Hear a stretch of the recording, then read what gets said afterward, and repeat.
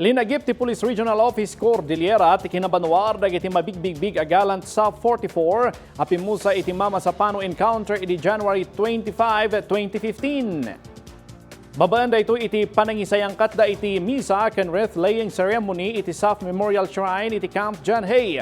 Na ipatungpalmot lang ti volley firing, sounding of tops ken 21 gun salute.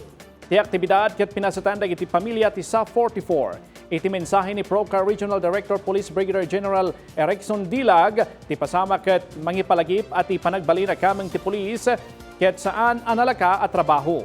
Ti sakripisyo dagiti SAF 44 ket agbalin a pagsarmingan para iti disiplina, panagkaykaysa, respeto, panangilala iti biag. Iti Cordillera sa ngapul katupat a SAF ti Karaman ken Pimusay iti enkwentro.